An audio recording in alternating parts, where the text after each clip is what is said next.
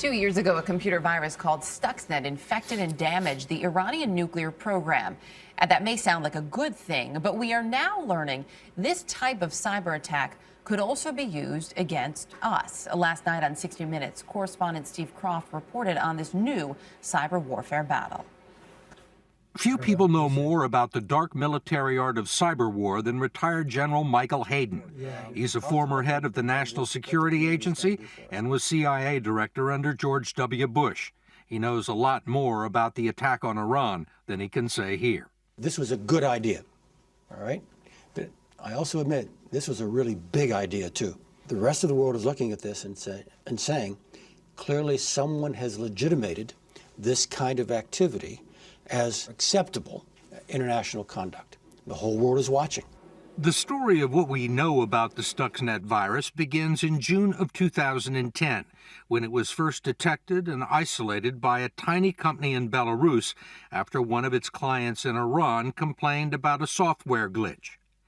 Within a month, a copy of the computer bug was being analyzed within a tight-knit community of computer security experts, and it immediately grabbed the attention of Liam Omerku, an operations manager for Symantec, one of the largest antivirus companies in the world. As soon as we saw it, we knew it was something completely different. Steve Croft joins us now. Welcome. Charlie, good to be here. Good report. Can you summarize in a simple way how they were able to do this and have that impact on those centrifuges in Iran? Well, somebody created a virus that was designed to hit one specific target in the entire world, something that had a bunch of a certain configuration of equipment that the computer or the virus was able to determine if it was the right target.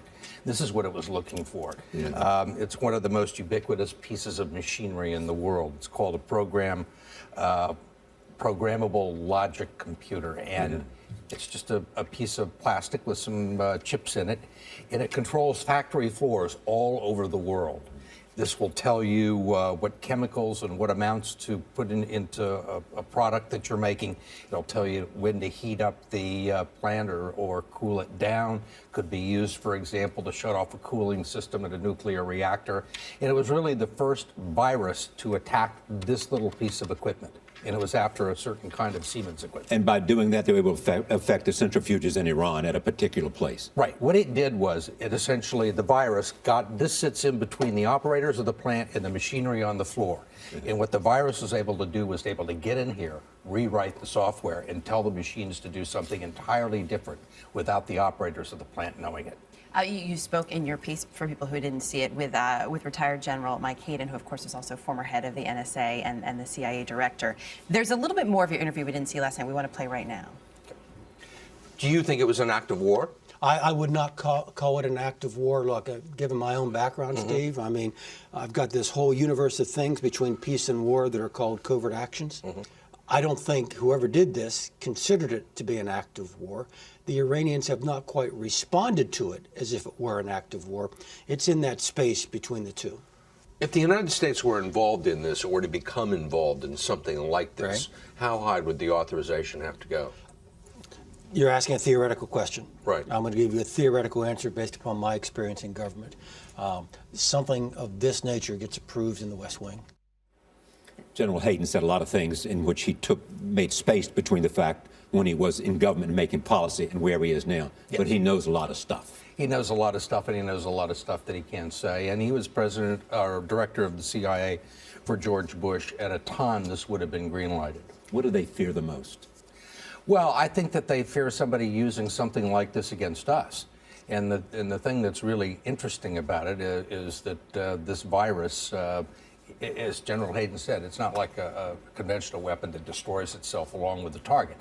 It's out there for people to copy. So you can actually go online and find the formula for making this, the code. It's the footprints that Cesar, I think you referred to it, or someone in the report did last night, it really is a Pandora's box that now has been opened. Right.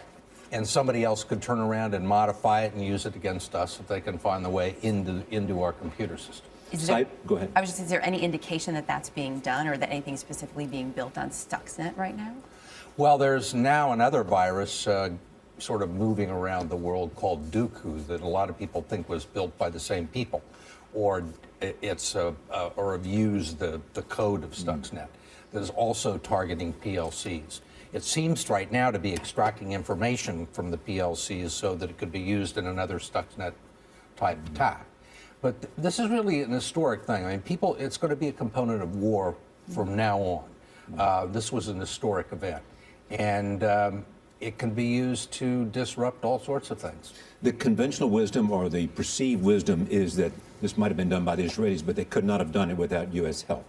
I don't think so. I think that everybody feels that it was mostly a U.S. operation, everybody that we have talked to. A U.S. operation. U.S. operation, but obviously there was a lot of intelligence that was picked up on the ground. Somebody knew how this plan operated, and certainly I think the Israelis have proved that they have a bunch of people on the ground there. Indeed. Thank you, Steve.